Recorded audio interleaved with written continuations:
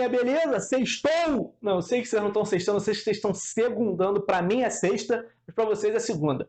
Vamos dar continuidade aos conteúdos de história. Hoje a gente vai falar, sabe do quê? Era Vargas. Mas o que era Vargas? Você não falou de Era Vargas na última aula? Calma. Eu falei para vocês na última aula que Era Vargas é dividido em 3 períodos. Período provisório, período constitucional e ditadura do Estado Novo. Falei do período provisório, falei do período constitucional, falei do plano Cohen, do golpe que dá origem à ditadura do Estado Novo. Então, eu vou falar do Estado Novo hoje. No dia lá do golpe, né, do Estado Novo, Getúlio lê o plano Cohen e depois o Getúlio já institui, né, impõe uma nova Constituição. Constituição que vai ficar conhecida como polaca. Por que polaca? Porque ela parecia, né, lá com a Constituição da Polônia.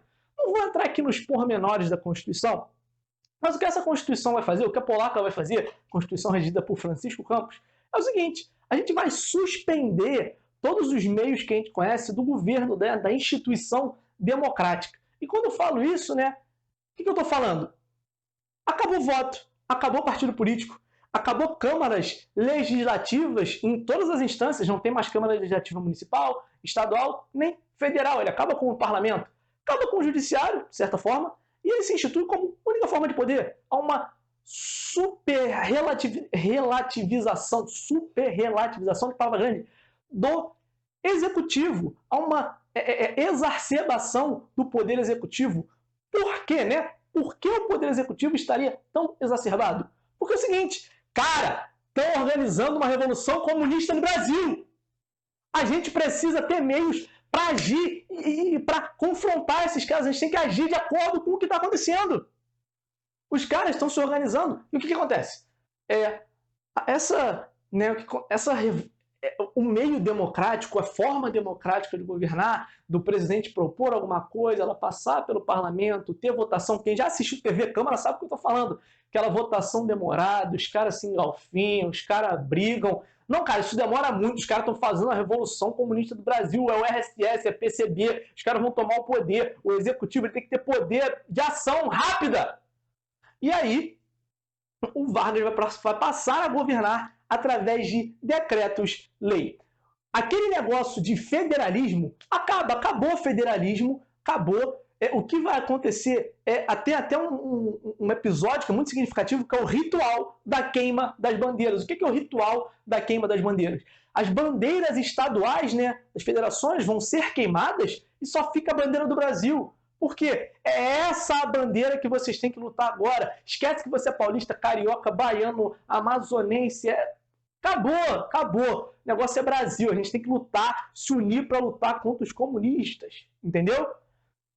E, para mais e para além disso, o Estado, a partir desse momento, vai iniciar uma caça às bruxas. E ele faz isso instituindo, via Constituição, a censura de Estado e a pena de morte. Para além disso, Vargas vai depor os governadores, vai botar interventores, tipo lá no governo provisório, interventores, óbvio, de sua confiança. Só que, cara, o Vargas vai ficar no poder sozinho, ele e os interventores sentando para conversar todo dia. O Vargas ele tem que criar uma burocracia, ele tem que criar uma estrutura, um Estado para ajudar ele a governar, para ajudar ele a se comunicar com o povo. Sendo assim, o Vargas vai criar o DASP, que é o Departamento de Administração do Serviço Público, que vai iniciar o que a gente conhece como o moderno Estado brasileiro. O que eu estou querendo dizer? A partir do DASP é que se inicia a nossa tradição de concursos públicos. Você agora quer entrar, quer trabalhar para o Estado brasileiro? Se inscreve, faz o concurso, você passou, você vai trabalhar para o Estado brasileiro.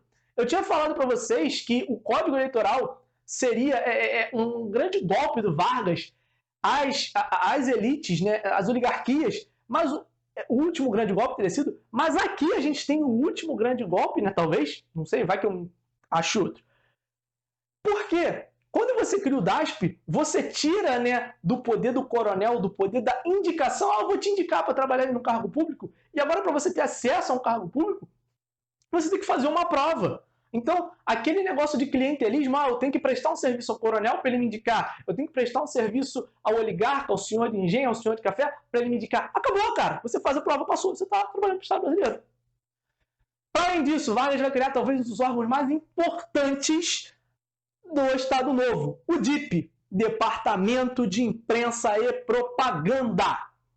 Por quê? Por que é um dos órgãos mais importantes? Primeiro, é o DIP que vai coordenar a censura de Estado. é o DIP que vai fazer a censura que está lá na Constituição que pode fazer.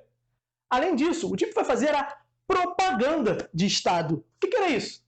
O Vargas, assim como outros grandes governos totalitários, como a Alemanha nazista de Hitler, como a Itália fascista de Mussolini, como a União Soviética comunista do Stalin, ele vai propagandear o seu regime e propagandear as suas benesses, tudo que ele tinha feito de bem para o trabalhador, óbvio, como se ele tivesse dado aquilo para o trabalhador e não como se o trabalhador tivesse lutado esse tempo inteiro por aqueles direitos.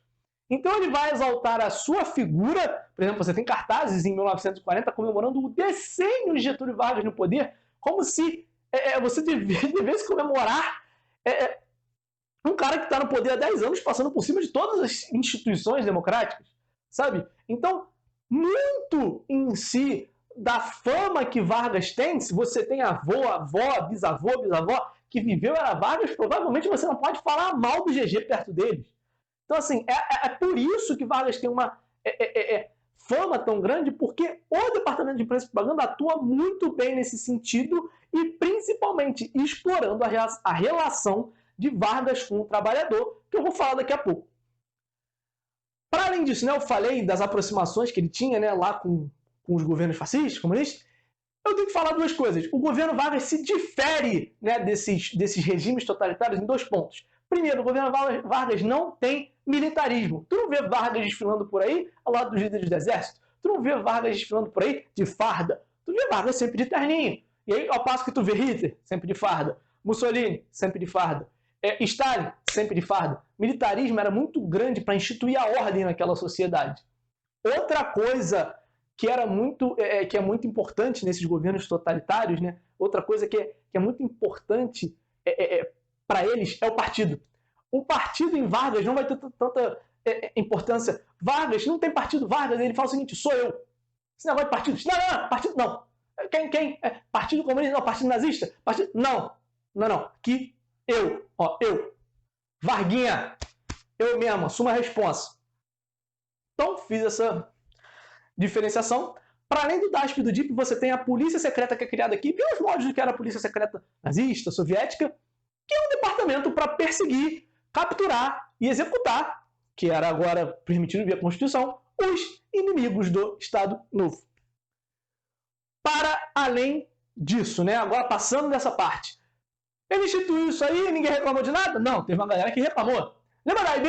Os integralistas, fascismo brasileiro? Num primeiro momento, eles vão se aproximar de Vargas. Se eu não me engano, Vargas bota o Plínio Salgado como ministro da Educação, passar os valores religiosos, valores cívicos e morais para a criançada brasileira. Só que, cara, os integralistas, se você lembrar lá da última aula, os integralistas eles se constituem como partido político. Tem cerca de 800 mil adeptos, era muita gente para a época. Só que, quando Vargas institui a polaca, né, ele acaba com os partidos políticos. Aí, conforme o tempo vai passando, os integralistas vão falando o seguinte: pô, cara, a gente não consegue acessar o Estado, a gente não consegue acessar o poder político. A gente não consegue, né, acessar o poder, a gente consegue ser deputados. E eles começam a fazer uma pressão, e eles tentam tomar o poder no dia 11 de maio de 38. Os 50 integralistas lá, a meia dúzia de gato pingado, vai tentar atracar o Vargas. A guarda do Vargas vai reprimir, né, o ataque. Você vai ter alguns mortos, de manchete de jornal, dizendo 8 mortos na Guanabara, porque o Vargas estava no Palácio da Guanabara. Não sei porquê, não sei se ele dormia lá, não sei se era residência oficial. Realmente não sei. Eu sei que ele governava no Palácio Catete. Enfim. E a partir daí, o integralismo, né, A e B vai ser posta na ilegalidade e o Príncipe Salgado tem que dar no pé e se refugia lá em Portugal. Passado isso, cara, vamos falar uma parada muito importante que eu prometi para vocês na última aula, que é o seguinte: economia? Não, calma. Vou falar do trabalhismo. O que é o trabalhismo, né? É essa ascensão, essa visão da ascensão da classe trabalhadora no governo Vargas. Essa é uma ascensão que não é tão tradicional. Quando eu estava lá na escola ainda, eu aprendia sobre o populismo. Vargas era um governador populista. Só que o populismo era como se o Vargas olhasse para a população e desse para a população uma benesse, que era o que o DIP veiculava. Só que, na realidade, o trabalhismo era algo que o Vargas fazia porque ele sabia o seguinte: eu estou há muito tempo no poder, eu estou cagando para as estruturas democráticas, então eu tenho que achar algum lugar para me legitimar. Lembra que eu falei para vocês, quando eu falei lá de Revolução Russa, que eu falei do Stalin, que ele usava o sucesso do proletariado russo, a ascensão de vida que o proletariado russo teve para legitimar todas as atrocidades que ele fazia no poder, no trabalhismo, o Vargas olha para a população que está protestando por direito desde lá da década de 10, ele olha para essa população e fala, cara, eu posso conseguir legitimidade para continuar no poder se eu me aliar a esses caras, tá ligado? Sendo assim, tudo que o Vargas faz no sentido dos trabalhadores é também no sentido de querer algo dos trabalhadores, que é o quê? A legitimidade para governar. E aí, você tem em 1940, imposto sindical, por exemplo, que era um imposto compulsório, que você recebia o seu dinheiro compulsoriamente, uma parte do seu dinheiro, uma porcentagem é tirada, se eu não me engano, é o salário de um dia, no ano inteiro é tirada e vai para o sindicato. Isso fortalece os sindicatos e vai fazer os sindicatos cada vez mais atrelados a Vargas. E você tem que lembrar, os sindicatos tinham que estar registrados no Ministério do Trabalho para serem válidos. Em 1943, ele vai pegar toda a legislação trabalhista que ele tinha criado e vai criar a CLT, a Consolidação das Leis do Trabalho, que até 2016 tinha sido pouco alterada no sentido de tirar direitos. Até 2016 você tinha inclusão de direitos. Em 2016 você tem a reforma trabalhista do Michel Temer, que vai flexibilizar, né, algumas relações de trabalho, que dando mais liberdade para o trabalhador, e na real vai dar mais liberdade para o patrão fazer o que ele quiser para o trabalhador. Bom, e o que era o trabalhismo, né? E no que se manifestava o trabalhismo? Eu já falei da propaganda política para vocês, da propaganda do DIP, mas aqui o Vargas cria a Hora do Brasil, que é um canal para ele se comunicar com o povo, né? Já que ele tinha meio que suprimido tudo, suprimiu a imprensa, a censura de imprensa, suprimiu as câmaras. Ele criou a Hora do Brasil, um programa diário, o rádio que estava em alta na época, todo mundo queria ter rádio, o rádio era o eletrodoméstico da época, era tipo um PS5 que vai lançar aí, entendeu? E falava com todo mundo através do rádio. Além disso, você tinha um programa semanal onde o Marcondes Filho, quem era o Marcondes Filho? Ministro do Trabalho. Falava com o trabalhador, falando dos direitos do trabalhador, óbvio, sempre exaltando Vargas, mas falando de tudo que o trabalhador merecia, pelo qual ele podia lutar e tinha que lutar. Para além disso, você tinha o 1º de maio, cara. 1º de maio, Dia do Trabalho. Vargas fazia discurso em estádio de futebol, para tu ver quanta gente tinha. Aqui no Rio, ele em São Januário, que era o maior estádio da época, o estádio do Vasco da Gama.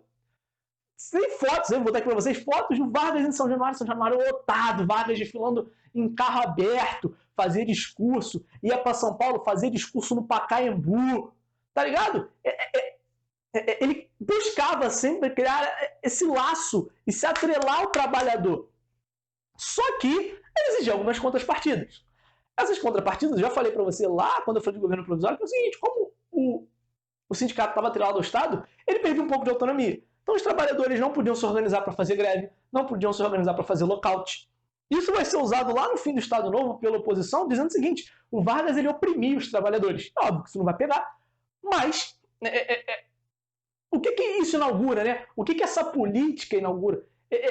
Aqui a gente tem a lógica do corporativismo sendo vista na sociedade. O que é a lógica do corporativismo? É uma corrente política que entende a sociedade como um corpo.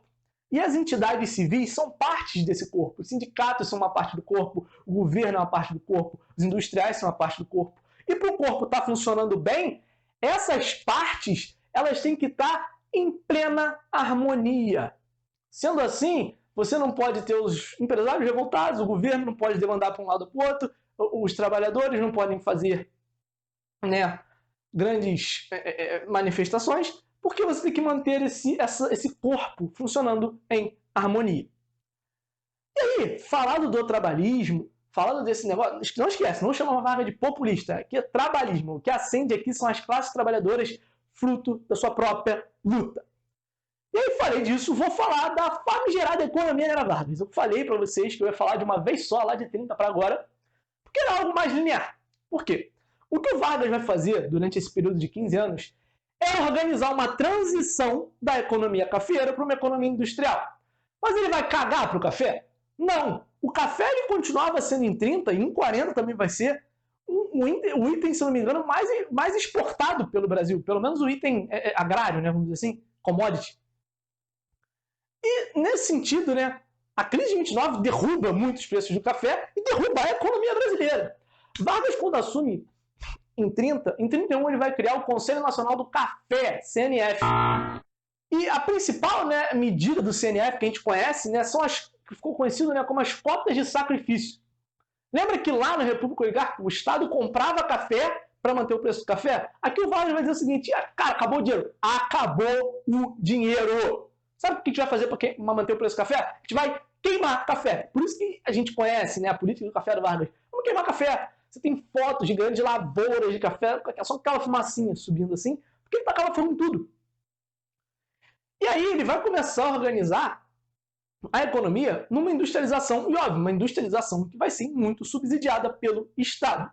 Ali na década de 30, principalmente entre 33 e 39, essa industrialização ela vai ter tipo um tripézinho. Você vai ter o Estado subsidiando essa industrialização, mas você vai ter também a iniciativa privada brasileira, a burguesia brasileira, e alguns investimentos externos, mas lembra, período de grande depressão, não tinha tanto investimento externo assim, e a gente vai funcionar aqui naquela base que a gente conhece bem, indústria de substituição de importação. A gente não está conseguindo importar, a economia mundial está quebrada, então a gente precisa produzir aqui aquilo que a gente importaria de fora.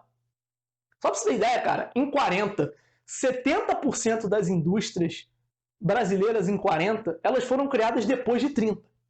E aí, a partir de 40, o Estado ele vai começar a subsidiar mais ainda essa industrialização através, né, do subsídio, né, da indústria de base. O Estado estabelece o seguinte: a gente tem aqui 4 setores no qual a gente tem que focar para permitir essa industrialização. O Estado tem que se industrializar para permitir uma industrialização do país. E quais são esses 4 setores? Mineração, siderurgia, energia e petróleo. Nesse sentido, né, mineração, o Estado funda a Companhia Vale do Rio Doce, que hoje é a Vale. Siderurgia, o Estado funda a Companhia Siderúrgica Nacional, CSN, Volta Redonda, Cidade do Aço. O Estado vai fundar a companhia, se não me engano, a Companhia Hidrelétrica do São Francisco, reproduzindo um modelo que via nos Estados Unidos e na União Soviética de criar grandes hidrelétricas para baratear o custo de energia. O custo de energia no Brasil era muito caro, a energia era termoelétrica, então era muito caro. E o Brasil, por ser um país que tem um potencial hídrico muito grande, ele cria essa companhia. Você tem a criação da Fábrica Nacional de Motores. A questão do petróleo, né, ele só vai ser vista lá no outro governo Vargas, no governo que ele é eleito, com a criação da Petrobras. Isso é mais para frente. E aí, né, falado que o Estado começa a promover essa industrialização de base para você promover uma outra industrialização. Você precisa produzir ferro, metal, motores, para fazer com que máquinas possam ser criadas para outros setores da indústria, setores mais espaçados, né? Passado isso, né, a gente vai começar a falar que o seguinte: o governo Vargas ele tinha algumas inconsistências. E essas inconsistências também vão se manifestar a partir da década de 40. Por quê? O Vargas, cara, era um político habilidoso. Se tu viu a outra aula, se tu tá comigo aqui até agora, ou se tu já conhecia o governo Vargas, histórico do Vargas, tu vê que o Vargas, cara, é um cara que ele adora ficar em cima do muro. O governo provisório ele ficava em cima do muro ali com os tenentes e com aquela galera mais liberal. No governo, né, constitucional, ele pende ali pro lado da A e B, mas assim que ele decreta a ditadura, ele descarta a A e B. E no cenário da Segunda Guerra ele vai fazendo uma coisa.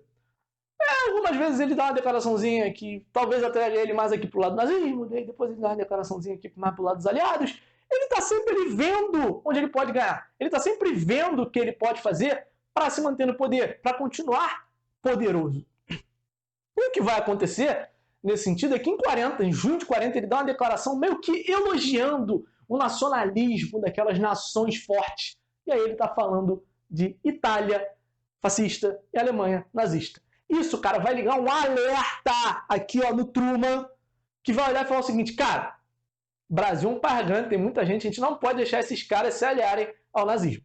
Vai ter muita gente falando que o Brasil poderia entrar na guerra dos nazistas. Bobagem, cara. Tu acha mesmo que com os Estados Unidos aqui em cima, a América Latina, quintalzinho dos Estados Unidos, tu acha mesmo, aquele negócio que eu falei pra vocês, aula dos Estados Unidos, Big Stick, né, grande porrete sobre a América Latina, tu acha mesmo que o Brasil ia entrar na guerra ao lado do eixo? difícil. Como eu disse, o Vargas era um político que ele tentava sempre ver ali onde ele podia ganhar alguma coisa. E nesse sentido, essa política se enquadra nisso. Só que o que vai acontecer aqui é que o Truman ele vai olhar e vai falar, cara, acendeu um alertinha, ele manda o Walt Disney pro Brasil. O Walt Disney vai estudar a cultura brasileira, vai criar o Zé Carioca, aquele personagem caricato, brasileiro, samba, carnaval, bebida, mulher, aquela bem caracterizada do que o exterior acha que é o Brasil até hoje, inclusive, né? Aquela imagem de que o brasileiro é receptivo, bonachão, bem-humorado, etc. Enfim, tem um desenho que eles criam, que é o Olá Amigos, que é o Pato Donald vindo visitar o Brasil. Então, assim, o Brasil também manda para os Estados Unidos Carmen Miranda. Então, assim, começa a ter um intercâmbio cultural por essa iniciativa do Truman, começa a haver uma aproximação Brasil e Estados Unidos, e, óbvio, o Brasil começa a se afastar do eixo. Conforme isso vai acontecendo, os Estados Unidos começam a negociar com o Brasil, porque os Estados Unidos, apesar de não ter entrado na guerra ainda, olha e fala, talvez eu tenha que entrar. E os Estados Unidos queriam estabelecer uma base aqui no Brasil, ali no Nordeste, para ficar mais próximo do Norte da África. Além disso, os Estados Unidos queriam os minérios, queriam um pouquinho de borracha, e aí o Brasil negocia com os Estados Unidos e fala, ok, pode entrar aqui, o que o Brasil ganha em troca? Investimento e tecnologia que foram usados principalmente para construir a CSN, que eu já falei. Só que essa aproximação do Brasil com os Estados Unidos o Hitler vai olhar para o Brasil e falar, não, vamos atacar esse cara, vamos aguentar esse cara. E aí os submarinos alemães, cara, em 42, entre fevereiro e agosto, os submarinos alemães afundam, né? 18 navios brasileiros. Aí tu tá achando o quê? Que é no meio do Atlântico, lá perto da Europa? Não, em águas brasileiras. Getúlio não queria entrar na guerra, né? Getúlio, aquele jeito dele. Só que a opinião pública, né? Os jornais, a imprensa, a própria população começou a ganhar voto, falar, não, isso é um absurdo, a gente não pode deixar esses caras fazerem isso, a gente está se rebaixando. E aí Getúlio, em 42, declara guerra à Alemanha.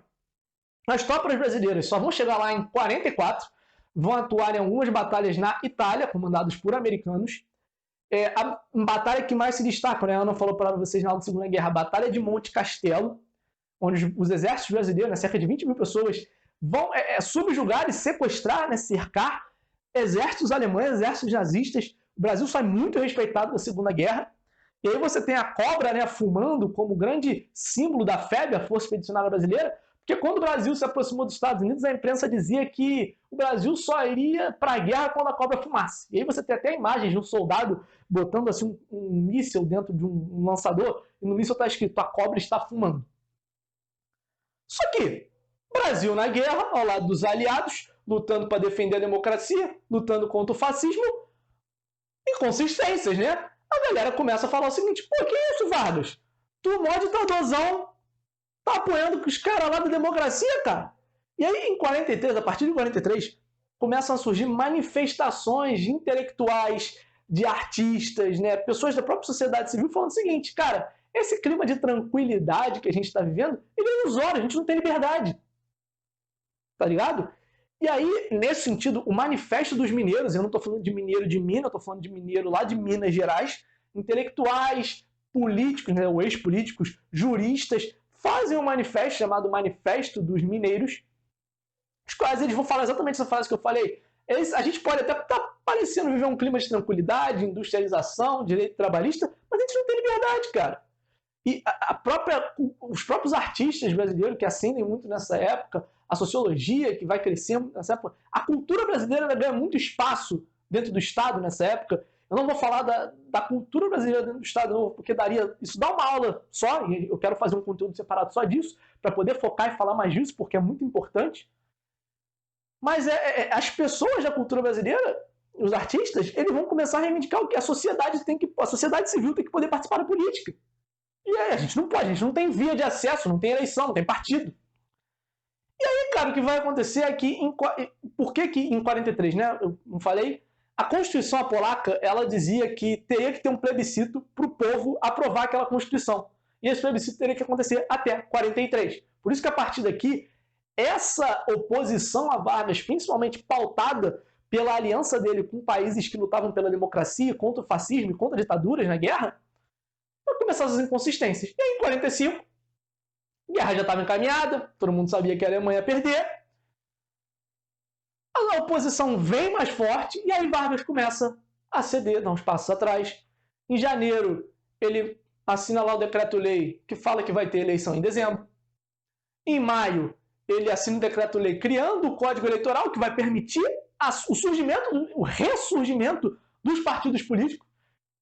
Nesse sentido, você vai ter o surgimento da UDN, principal partido de oposição a Vargas, né, formado por democratas liberais, aquele liberalismo clássico.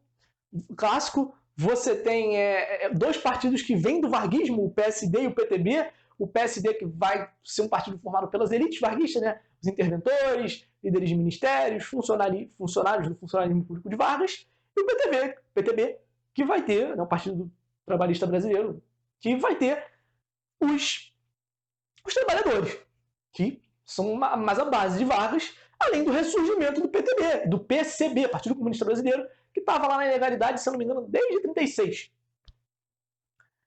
Para além disso, anistia política, todos os presos políticos são soltos. E aí você tem uma parada muito curiosa. Luiz Carlos Prestes sai da prisão, vai pro PCB, e apoia Vargas, cara. Pega na mão de Vargas, apoia Vargas, porque ele diz o seguinte, cara, a UDN, que é o principal partido de oposição, esses caras vão acabar com os direitos dos trabalhadores. Então, pelos trabalhadores, eu me associo a Vargas, eu dou a mão a Vargas. E aí, a UDN e a oposição, como eu falei para vocês, eles começam, junto com a imprensa, a falar o seguinte, Vargas não é nada pai dos pobres. O que esse cara fez foi oprimir os trabalhadores e deu direitos trabalhistas para eles acharem que ele estava dando alguma coisa. Vargas não deu nada para vocês, trabalhadores. E os trabalhadores, que óbvio, tinham sido beneficiados pela legislação trabalhista, começam a olhar para aquilo e falar, não quero isso não. Sai para lá, sai para lá. E aí eles vão fazer o quê? Eles vão fazer um movimento queremista. Queremos Vargas na presidência, não queremos que Vargas saia. Tá ligado? E o que vai acontecer? Falei muito, tá ligado nessa aula, tá ligado? Parece que aprendi palavra nova. O que vai acontecer a partir desse momento é que as pessoas vão pra rua. Queremos Vargas, queremos Vargas, queremos Vargas, continua no poder. Getúlio Vargas. E aí, o Getúlio começa a perceber que ele tem ele pode ter alguma coisa a ganhar com aquilo ali. Isso começa a preocupar as oposições. Esse cara vai dar outro golpe, esse cara é safado, vai dar outro golpe. E aí o próprio movimento percebe que para ter os seus direitos, né, para ter a CLT consolidada, né, a consolidação das leis do trabalho, que eu não lembro se eu falei, já passei agora, mas ele consolida as leis do trabalho num documento. Para ter a CLT consolidada, eles têm que pegar esse documento e botar na Constituição. E começa o movimento constituinte com Vargas. Queremos Vargas com constituinte ou não. E aí, em outubro, mês decisivo, outubro de 45, ia rolar uma manifestação do movimento queremista no Rio de Janeiro que precisava da autorização do chefe de polícia. O chefe de polícia pega e fala, não autoriza. Aí Vargas fala, o quê? Não autoriza? Tá deposto, bota o meu irmão na chefia da polícia. O irmão dele autoriza, né? A manifestação acontece. Só que aí, cara, a oposição percebe, cara, esse cara vai dar um poder se eles não tirarem de lá. E aí, a alta oficialidade do exército, que ao se aproximar dos Estados Unidos na guerra, se aproxima também de valores democráticos, cerca o Palácio do Catete. Dutra, né, um dos caras que participou do governo Vargas, vai lá e fala o seguinte, Varguinha, é o seguinte, ou tu sai por bem, ou nós vamos entrar aí e vamos te tirar. Varguinha olha e fala, não, fica tranquilo, vou embora. Pega a maletinha, Chaves, aquele negocinho para trás, com a roupinha dele, vai andando para São Borja, no sul, cidade natal dele. Assume ali acho que se não me engano, o presidente do judiciário, do Senado, não sei. Assume ali só para conduzir o governo até as eleições. Tem as eleições. Nas eleições, todo mundo achava que o UDN ia ganhar na figura do brigadeiro Eduardo Gomes, um dos dois sobreviventes lá daquela revolta de 18 do Forte. Mas Varguinhas resolve apoiar o Dutra, um dos caras que tirou ele do poder, está concorrendo à presidência pelo PSD. O PTB dá apoio para ele e com o apoio dos trabalhadores ele consegue ganhar a eleição de última hora. Ninguém achava. Todo mundo achava que o Eduardo Gomes e o UDN iam assumir o poder. Por que o PTB dá esse apoio? Por que Vargas dá esse apoio? Diz o seguinte, cara, essa galera da UDN vai acabar com os direitos dos trabalhadores. Ele negocia com o Dutra e fala assim, eu te dou apoio e se eu te der apoio, você bota a galera do PTB no Ministério do Trabalho. É isso que o Dutra faz. E aí inicia o período democrático que a gente vai falar nas próximas aulas. Vargas é eleito senador no Rio Grande do Sul, em São Paulo, uma parada engraçada. Se eu não me engano, botaram o nome na cédula dele, numa cédula lá em São Paulo, e a galera foi votando e ele ganhou. Enfim, essa foi a aula do Estado Novo. Assim a gente encerra a era Vargas, o primeiro período de Vargas como presidente. Só que esse cara era um político muito popular, como eu falei para vocês. Em 50, ele volta nos braços do povo pelo voto ao poder. Percebam como essa aliança de Vargas com os trabalhadores não foi uma aliança de um lado só para o outro, não era uma aliança unilateral, era algo bilateral, que o Vargas dava algo, mas ele sabia que ele estava recebendo, e apesar da propaganda do Estado, sabia não, ele queria receber o apoio, e apesar da propaganda do Estado Novo em muito falar que o Vargas deu aquelas benesses aos trabalhadores, na verdade os trabalhadores lutaram e mostraram ativamente por muito tempo, década de 10, década de 20, década de 30, que eles necessitavam dos seus direitos e que quem o apoiasse teria o seu apoio. É isso, essa aula ficou mais curta que as outras, espero que vocês tenham gostado, tô frenético hoje, sextou. Beijo, galera, boa semana porque vocês estão segundando e até a próxima!